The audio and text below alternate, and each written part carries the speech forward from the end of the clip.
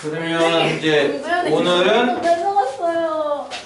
입체 도형의 건널비와 부피 중에서 기둥만 일단 해보도록 하겠는데요. 네. 전에도 한번 얘기했듯이 원 넓이 나오는 데부터가 문제가 어려워져요. 맞아요. 원 넓이, 뭐 부채꼴 넓이, 둘레 구하기 하면서부터 좀 어려워지거든요, 문제가. 맞아요. 특히나 요 이제 입체로 들어가게 되면은 이제 입체 자체의 밑면, 옆면 뭐 이런 게 있다 보니까 밑면은 뭐 원기둥 같은 경우는 원 넓이를 구해야 되는 거고 옆 넓이 같은 경우는 직사각형 넓이 구해야 되고 막 이렇습니다. 그러니까 파이가 들어가는 것도 있고 안 들어가는 것도 있고 복잡하거든요. 맞아요. 가급적이면은 좀 천천히 많이 풀어주고 싶은데 맞아요. 교수생이 많을 때는 내가 진도를 가급적이면 많이 안 나가려고 해요. 맞아요. 그래서 오늘은 가볍게 104, 105페이지까지 하도록 하겠습니다. 맞아요. 즐거운 금요일이니까요. 맞아요. 104페이지에는 1번 오른쪽 그림과 같은 조용히 안에 사각기둥의 건널비는이라고 했습니다. 이 사각기둥 좀 입체감 있게 그려야 되는데 맞아요. 왜 조용히 안 해? 네. 정신적으로 만나야 돼. 왜 이럴까? 죄송합니다. 이게 이제 사각기둥이죠. 밑면은 사각형, 사다리꼴 모양이고요. 이제 옆면은 뭐 직사각형 모양인 사각기둥인데요. 위에 여기가 9cm, 아래는 3cm. 그리고 요 높이 개념이죠. 이게 요 사다리꼴의 높이가 4cm라고 나와 있고 기둥 전체의 높이는 10cm. 그리고 요 왼쪽 오른쪽에 길이 각각 5cm씩 나와 있는 이렇게 생긴 사각 기둥이 있습니다. 건널비는이라고 했습니다. 기둥 건널비 구한 여기 뭐라고 했다? 기둥의 건널비는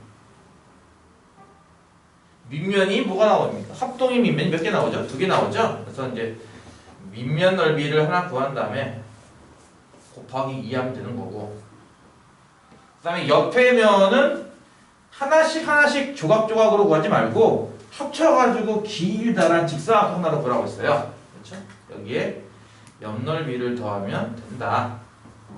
이런 계산을 한다고 했습니다. 다시 한번 기둥의 건널비를 구할 때는요. 밑면은 2개가 있죠. 그래서 밑넓이 곱하기 2 하면 되고요. 그 다음에 옆면은 길쭉한 직사각형 하나로 구한다고 했습니다. 2개를 합치면은 건널비가 나오겠죠.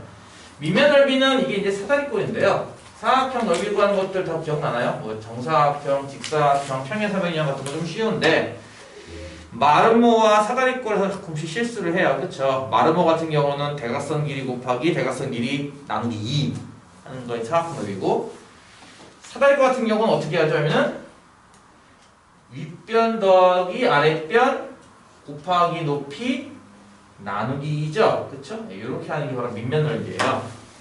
그쵸? 9 더하기 3 한 다음에 곱하기 4하고 나누기 2 하는 게 밑면 넓이인데 아까 했듯이 이런 밑면이 몇 개 나온다? 2개 나온다 했으니까 곱하기를 한 번 더 해야 된다 이렇게. 그쵸? 그다음 옆면 같은 경우는 펼치면은 길다란 직사각형인데 이 직사각형의 세로의 길이는 입체 높이에 해당하는 10cm일 거고 이 직사각형의 가로의 길이가 뭐라고 했었냐면요 밑면의 둘레라고 했어요. 그쵸? 여기는 이 밑면에 둘레가 같단 말이에요. 둘레라고 하는 것은 9cm와 요 길이 5cm가 되겠죠? 밑에 있는 거랑 5cm 그리고 3cm 다시 5cm 왜 떠들고 있지? 그러니까요. 이것들을 다 더하면 될 거예요. 그렇죠? 네. 밑면 둘레는 9cm 더하기 5cm 더하기 3cm 더하기 5cm 맞아요. 22cm네. 그치? 네, 이렇게 될 겁니다. 따라서 옆면의 넓이는 22 곱하기 10이 되겠네요. 자, 이렇게 2개를 덧셈하면은 된다. 기둥의 건널비는 다음과 같이 나온다. 앞에 있는 식 같은 경우는 곱하기 나누기 약분 되겠죠? 네. 그러면 12 곱하기 4인 48만 나올 거고요. 맞아요. 옆면 같은 경우는 220이 나오죠. 그래서 더하면 268. 단위는 넓이니까 제곱센티미터. 내가 전에 얘기했듯이 단위 좀 제발 좀 잘 쓰세요. 네. 그리고 글씨를 왜 이렇게 못 쓰는 거지? 누가요? 다! 뭘 누가요? 다 넣었어 글씨. 글씨 좀 잘 씁시다 좀. 그나마 잘못 쓰는 최소한 예를 들어서 이게 지금 9라고 썼는데 이거 짧게 쓰면 A처럼 보일 거고요. 6 같은 경우도 이거 잘못 쓰면 B처럼 보일 겁니다. 그러니까 글씨 좀 잘 좀 써보세요 좀. 네. 2번 문제. 지금은 사각기둥을 이제 옆으로 쓰러뜨려 놨습니다. 여기 그런데 옛날 추억도 있네요. 이렇게 넘어가 버리면은 이제 밑면을 다른 걸로 인식하는 친구들이 있죠. 넘어가도 밑면은 똑같은 겁니다. 네. 한번 정하면은 밑면은 똑같은 거예요. 맞아요. 자, 이렇게 이제 사각기둥 밑면은 사다리꼴 모양이죠. 그래서 이제 4cm, 4cm, 여기 밑에는 7cm가 있고요. 여기가 7cm가 있는데 이 7cm라고 하는 게 이 사각기둥의 이제 높이가 되는 거죠. 이게 그렇죠? 이게 높이인 거예요. 실제로는 밑면은 얘가 밑면이고요. 이 사각기둥에 뭘 구한다? 부피를 구하셔야 합니다. 자, 기둥의 부피는 어떻게 구한다고 했을까요? 기둥의 부피. 밑넓이 곱하기 높이라고 했었죠. 그렇죠? 기둥의 부피는 밑넓이 곱하기 높이라고 했었어요. 밑넓이는 내가 여기 뒤꿈친 사다리꼴이고 높이는 누워있지만 이게 높이인 거잖아. 7cm가 높이입니다. 근데 밑넓이가 보다시피 밑면의 도형이 사다리꼴이기 때문에 아까 방금 계산했던 그 사다리꼴 넓이 구하는 공식 기억나죠? 윗변 더하기 아랫변 4 더하기 7하고 곱하기 4 이렇게 하면은 이게 넓이야? 아니지. 나누기까지 해야 돼요. 그렇죠? 사다리꼴 넓이는 윗변 더하기 아랫변 곱하기 높이 나누기 2니까요. 네. 여기에다가 높이인 7을 곱하는 거예요. 식으로 쓰면 이렇게 되겠네요. 그렇죠? 쌤 지금 보다시피 예전에 얘기했을 거예요. 쌤은요 여기다 분명히 이렇게 다 식을 하나씩 써놨습니다. 그렇죠? 여러분도 가급적이면 식을 쓰세요. 선생님 이거 쉬워가지고 저는 암산도 가능해요. 이렇게 건방 떨지 마시고요. 알겠죠? 제발. 나는 뭐 이거 몰라서 쓰고 있는 거 아니잖아요 지금. 그렇죠? 쌤이 이런 거 야 기둥 건널비를 이렇게 구하는 거 쌤이 몰라서 이렇게 쓰고 있는 거야? 아니잖아. 그렇지? 그러니까 가급적이면 이렇게 식을 지금 한 줄 한 줄 또박또박 쓰는 연습을 내가 대신 보여주는 거란 말이야. 답만 듣게 적어야 이러지 마시고요 좀 제발. 네. 자 일단 이거는 약분하면 여기 2가 남겠네요. 그렇죠? 이게 얼마야? 11? 그러면은 11에다가 곱하기 2 곱하기 7 하는 거네. 14, 11이면 154구나. 그치? 154. 얘는요 지금 부피 구한 거잖아요. 그렇죠? 부피 구한 거니까 단위가 뭐가 되겠어요? 세제곱센티미터입니다. 저희가 한번 얘기했을 거예요. 이거 단위 잘못 써가지고 1점 감점 당하면 나중에 눈물 날 겁니다. 단위 좀 제발 꼬박꼬박 좀 잘 챙기세요. 3번 문제. 이번에는 전개도로 나와 있는데요. 뚜뚜뚜뚜뚜. 오도도도도. 왜 그러시는 거예요? 뭐요? 여기가 이제 직각삼각형 네. 주변에는 6cm와 8cm라고 나와 있습니다. 네. 그리고 여기가 10cm가 나와 있는데 이 10cm의 정체는 아마 이 전개도를 조립해서 만든 그 입체 삼각기둥일 텐데 그 삼각기둥이 이게 높이에 해당하는 거죠. 그렇죠? 삼각기둥의 밑면은 이 뒤꿈치는 이 삼각기둥의 밑면일 거고요. 그렇죠? 자, 이것의 부피를 구하셔야 해요. 일단 이게 기둥인 걸 캐치했다면 아까 얘기했던 기둥 부피 구하는 이 공식 쓰면 그대로 되겠죠. 그렇죠? 따라서 이 기둥의 부피는 밑넓이 삼각형입니다. 그러면 2분의 1 곱하기 8 곱하기 6 쓸까? 밑변 곱하기 높이 8 곱하기 6 이게 이제 밑넓이일 거고요. 여기에 이 삼각기둥의 높이에 해당하는 얼마? 10을 곱하면 될 겁니다. 이해 가죠? 그럼 요거 약분하면 요거 4 남잖아. 4류에 네? 24 곱하기 10, 240. 맞아요. 부피니까 세제곱 센티미터 쓰면 되겠죠. 가급적이면은 그러니까 그림도 그리기도 좋아요.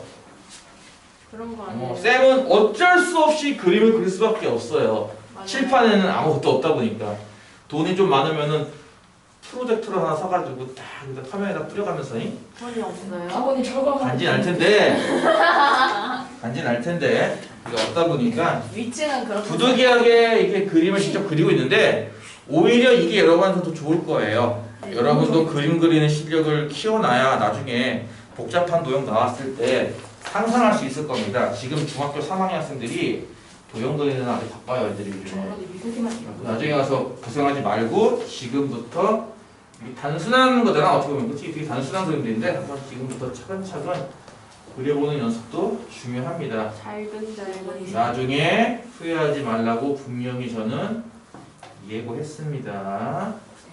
중심각이 120도 6cm, 8cm.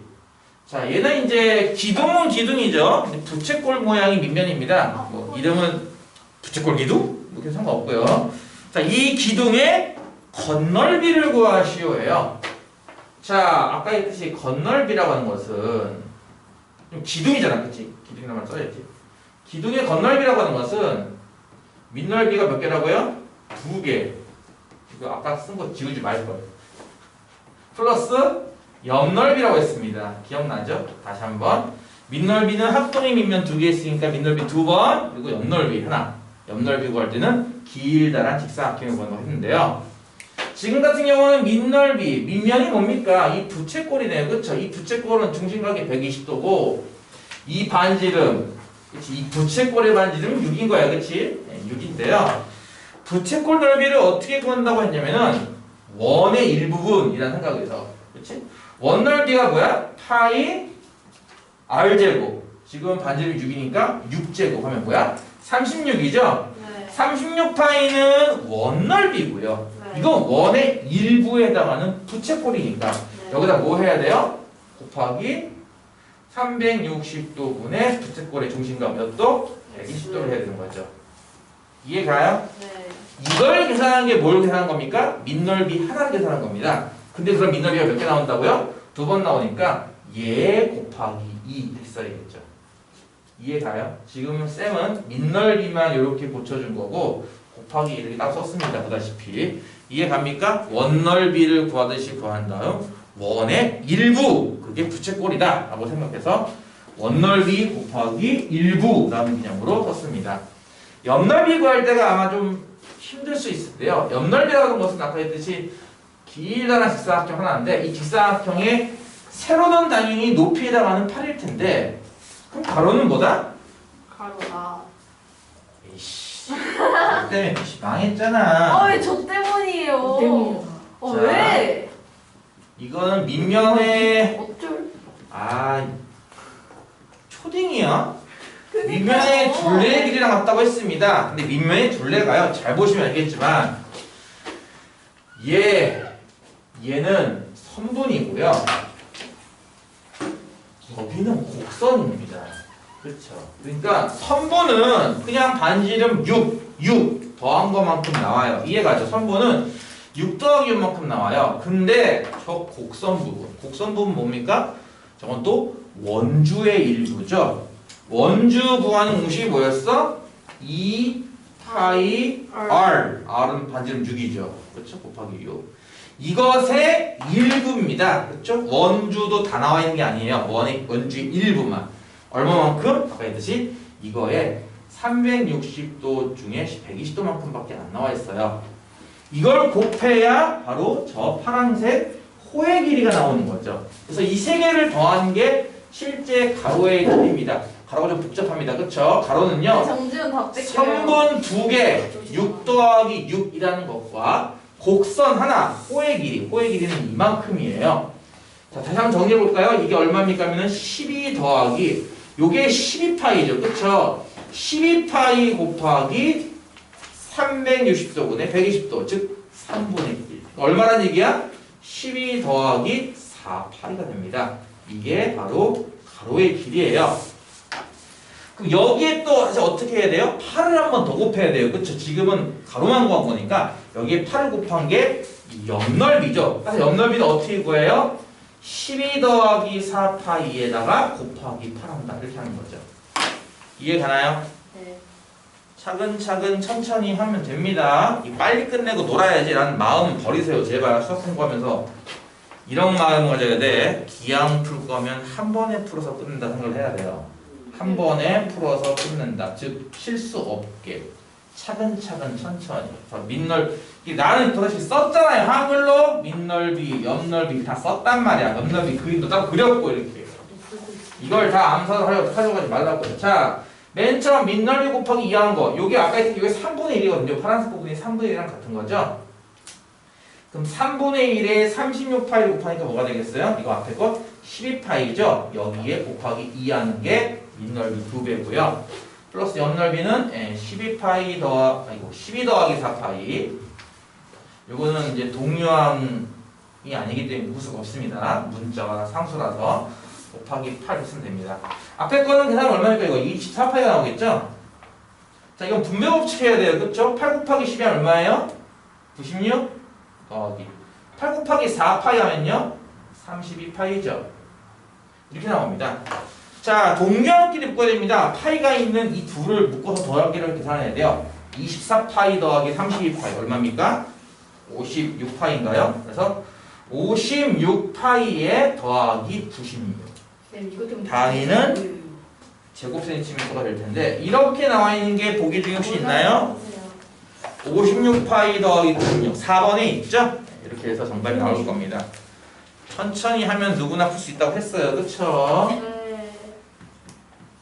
여러분의 수업 태도도 분명히 본다고 했습니다. 나중에 가서 다른 소리 하지 말라고 분명히 경고도 했어요. 그쵸? 그림을 가급적이면 그리는 게 좋습니다. 단순하니까 안 그려야지라고 하지 마시고요. 단순하니까 많이 그려놔야 돼요. 일단 기본기가 탄탄해야 나중에 더 복잡한 도형 그릴 수 있으니까. 5번 문제. 자, 요것도 나름 기둥이긴 해요. 가운데가 뚫려 있긴 하지만 그래도 어쨌든 밑면 두 개가 서로 합동이고 평행하고, 그렇지? 옆면은 다 직사각형 모양이고. 기둥 아닌가 이것도? 이만큼 비어 있는, 속이 이만큼 뻥 뚫려 있는. 뭔 말인지 가요? 네. 그러니까 이게 지금 4cm짜리인 정육면체네. 444 친구를 만나느라 샤샤샤. 언제쯤? 이 문제도 언제적 거야? 모르죠. 근데 니들은 왜 이거 아직도 틀려? 안 틀려요. 아이디 빠지면 정말 진짜. 안 틀려요. 한 병의 길이가 4cm인 정육면체 윗면에 한 병의 길이가 1cm인 정사각형 모양으로 끝까지 한 번에 쭉 뚫은 겁니다. 이 입체의 건널비와 부피. 와, 건널비 대박이다. 아, 건널비. 어쨌든 얘는 기둥이긴 하나 무슨 기둥? 속 빈 기둥이에요. 그쵸? 속 빈 기둥이에요. 그래서 건널비를 구할 때 한 가지 특징이 있죠? 뭐가 나와요? 이 안쪽의 넓이가 또 추가로 나옵니다. 이해가 무슨 말인지 다시 할게요. 건널비는 보통 기둥이니까 밑넓이가 몇 번이라고? 2번이죠. 그쵸? 밑넓이 2번에 보통 옆넓이 한 번 하면 되는 건데 이 옆넓이가 어떻게 쓸까? 겉면의 옆넓이와 속면의 옆넓이 이 두 개가 합쳐져 있는 겁니다. 무슨 말인지 이해가요? 이 두 개를 합쳐야 실제 옆넓이가 나오는 거란 말이에요. 겉면 옆넓이라고 하는 것은 색깔로 칠할게요. 이 빨간색과 같이 밖에서 쳐다볼 때 보이는 면을 말한다고 한다면 속면 옆넓이가 뭔지 알겠죠? 이 안에 파여서 이렇게 생겨먹어. 그렇지? 이런 부분도 등장한다는 거죠. 옆넓이에. 그래서 이거 옆넓이 구할 때 좀 조심해야 됩니다. 밑넓이는 좀 쉬운 편이에요. 밑넓이 어떻게 구하면 될까요? 한 병기가 4짜리 정사각형이니까 16에서 한 병기 일자리만큼 8 냈잖아. 없어졌잖아. 그치? 2를 빼면 될 거예요. 이해가요? 16에서 1 뺀 게 뭐가 있다고요? 2번 나온다고. 곱하기 2 이렇게. 해결했습니까? 두 번째, 겉면 옆넓이. 밖에서 봤을 때 옆넓이는요. 근데 이렇게 빨간색 정사각형이 몇 번 나오죠? 4번 나와요. 그쵸? 이게 어차피 원래 자체가 정육면체라서 어디에서 봐도 정사각형 모양이 보이잖아요. 그쵸? 그래서 정사각형 얼마짜리? 4, 4, 16짜리 정사각형이 몇 번 나와요? 4번 나와요. 이것도 이해가요? 이걸 뭐 굳이 아까처럼 펼쳐서 구한다 이게 안 됩니다. 그냥 4, 4, 16이 4번 나와요. 상관없습니다. 아니면 펼치면은 가로가 16, 세로가 4가 되는 거죠. 이것도. 그다음 속면은요. 속면은요. 이게 한 개의 개가 1cm짜리니까 둘레가 1, 1, 1, 1, 총 4cm일 거고요. 그쵸? 이 세로의 길이는 똑같은 높이 4일 거예요. 이게 속면 옆면입니다. 이해 갑니까? 일단 더하면 되거든요. 따라서 이게 15 곱하기 2니까 30 더하기 이거 64 뒤에 거는 16 되겠죠? 더하면은 80, 30 더하면 이제 110 나오겠다. 그치? 이런 식으로 건널비는 일단 110 제곱센티미터를 구할 수가 있을 거고요. 부피는 쉬운 편이에요. 어쨌든 얘는 기둥이기 때문에 기둥 부피 구하면 됩니다. 그 밑넓이는 아까 구했던 2 아닌가요? 16 빼기 1, 그쵸? 이게 밑넓이잖아요. 그쵸? 밑넓이인 16 빼기 1에다가 높이인 4만 곱하면 돼요. 밑넓이 곱하기 높이니까요. 그래서 15 곱하기 4에서 60이라고 바로 나올 겁니다. 부피니까 단위는 세제곱센티미터고요. 그러니까 이게 부피 구하는 건 쉬워요. 부피는 기둥은 다 같은 개념이기 때문에 그냥 밑넓이 곱하기 높이만 하면 되는데 저렇게 파먹은 도형 같은 경우는 건널비 구할 때 저 안쪽이 나온다는 것 때문에 조금 실수가 나올 수 있는 부분이 있다 이거죠. 선생님 시켜주세요. 지우시면 안 돼요. 천천히 이걸 뭘 그러니까 이것도 여러분의 필요 능력입니다. 뭐냐면요. 필요 능력이 뭐냐면은 쌤이 이만큼을 수업을 해요. 그리고 아마 쌤이 그러니까 나 말고도 학교 쌤이던 다른 수학 쌤이던 수업을 했으면은 분명히 칠판을 지울 겁니다.